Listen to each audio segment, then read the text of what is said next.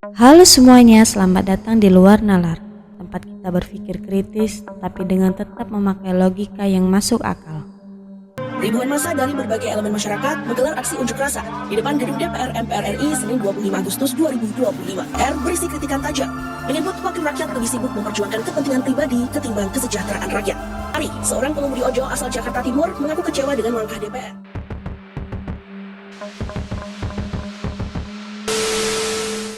Bayangkan, di suatu pagi, berita utama di televisi.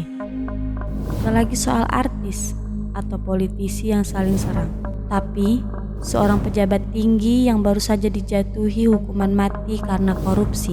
Apakah ini mimpi atau masa depan yang bisa benar-benar terjadi di Indonesia?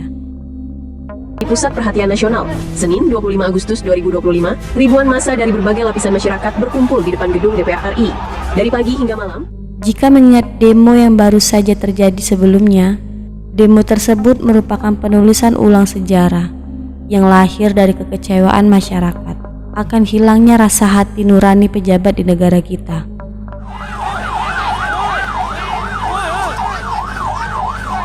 Dan diharapkan lewat supremasi sipil yang memang dituntut pada hari ini, pemerintah dapat melihat urgensi dari TNI yang menjaga gedung. Kenapa kebijakan publik seperti ini? Kenapa ketika daya beli sedang menurun, orang-orang sulit mencari pekerjaan, anggota DPR harus naik tunjangan? Untuk setiap kalangan yang telah berjuang menyampaikan aspirasi, mulai dari mahasiswa, influencer, serikat buruh, dan lain sebagainya. Saya pribadi memberikan dukungan penuh serta sangat mengapresiasi dengan apa yang telah kalian semua lakukan. Dan teruntuk Afan dan 9 korban yang kehilangan nyawa, semoga ditempatkan di tempat yang paling layak di sisinya. Sedangkan pihak keluarga semoga diberi ketabahan. Sidang dugaan rekayasa jual beli emas yang merugikan negara dengan terdakwa pengusaha asal Surabaya Budi Said kembali digelar di Pengadilan Tindak Pidana Korupsi Jakarta Pusat. Tidak hanya itu, saudara, KPK juga telah mengantongi dan juga memburu nama konsultan pajak yang diduga menjadi nomine, Rafael Aluntri Sambodo. Adapun konsultan pajak itu diduga melarikan diri ke luar negeri. Meanwhile, in our universe, Negara kita sudah terlalu lama hidup dalam bayang-bayang korupsi. Di setiap sektor selalu ada kasus mega korupsi. Dan yang paling gila, urusan spiritual ke Tuhan pun tidak luput dikorupsi oleh pengkhianat bangsa tersebut. Hasil rampasan milik jemaah calon haji dalam kasus dugaan korupsi kuota haji 2024. Hal ini tidak hanya terjadi sekarang, mulai dari Orde Lama, Orde Baru, hingga era reformasi. Kasus demi kasus bermunculan, bahkan terdapat liga korupsi yang dibuat oleh publik. Hal itu bukan hanya didasari oleh kesempatan, tapi juga oleh hukum di negeri ini yang sangat sering seperti pisau, tajam ke bawah, tumpul ke atas. Rakyat kecil dihukum berat tanpa kompromi. Mereka menunduk malu saat muka mereka tersorot kamera, sembari menunggu keputusan hukum yang akan mereka terima, walau hanya karena mencuri sepotong kayu. Padahal kasus yang mereka lakukan terpaksa hanya untuk mencari sekantong beras atau roti untuk sekedar mengisi perut. Sementara koruptor kelas kakap, banyak yang justru menikmati hotel berbintang dengan label penjara. Atau bahkan, mungkin mereka tersenyum di balik masker yang mereka kenakan, tanpa sadar bahwa yang mereka renggut adalah jutaan hak rakyat Indonesia. Di sini, saya sedikit mengutip perkataan Pak Mahfud MD di podcast Close the Door yang berkata, hukuman mati untuk koruptor sebenarnya bisa terjadi, asalkan dilakukan di saat keadaan Indonesia berada di masa kritis. Itu memang boleh. Hukum mati. Dalam undang-undang itu, dalam keadaan tertentu, hukuman mati bisa dijatuhkan kalau korupsi itu dilakukan dalam negara dalam keadaan krisis. Akan tetapi sayangnya, pihak manapun tidak ada yang mau mendefinisikan keadaan kritis seperti apa yang bisa membuat hukuman mati untuk koruptor bisa terjadi. Sampai saat ini belum ada yang berani menafsirkan Definisi krisis? Ya itu, belum ada yang berani mendefinisikan krisis. Sehingga belum satu pun orang dijatuhi hukuman mati karena korupsi. COVID, Pak. Kenapa? Waktu COVID. Waktu COVID juga tidak ada yang berani mendefinisikan itu bisa dikenakan hukuman mati untuk korupsi.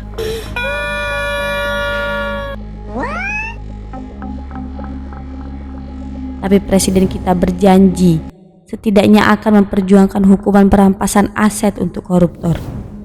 Hanya terkait dengan RUU perampasan aset ya. Hanya kan sampai sekarang RUU itu belum dibahas oleh DPR. Namun pertanyaannya kapan? Dan apakah benar-benar bisa terjadi?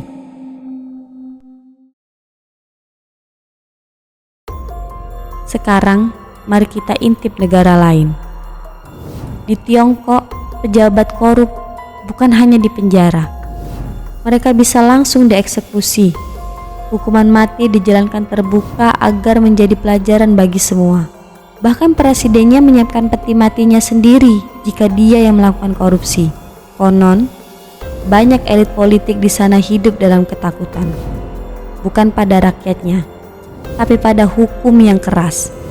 Dan hasilnya, sekarang mereka menjadi negara yang mampu menyaingi sang paman Sam yang dipimpin Trump. Sedangkan Singapura berbeda. Tidak ada hukuman mati untuk korupsi.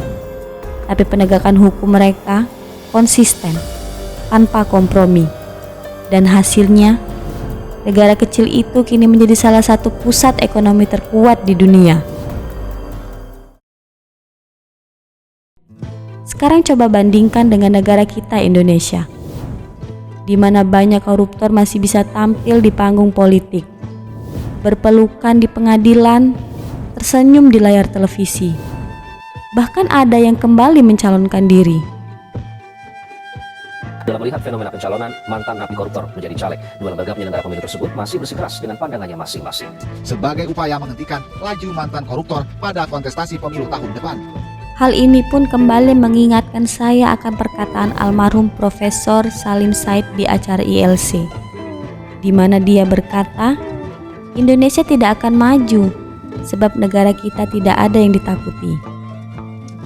Jangankan negara adidaya, Tuhan pun mereka bohongi. Dan saya jelaskan, kenapa Indonesia tidak maju, kenapa Singapura maju, kenapa Korea Selatan maju, Taiwan maju, Israel maju, karena ada yang mereka takuti. Taiwan takut sama China, daratan. Korea Selatan takut sama Korea Utara. Singapura takut karena dia adalah mayoritas orang Tionghoa di tengah lautan lain. Israel takut dia berada di tengah lautan Arab. Kalau dia hebat, ya ditermus.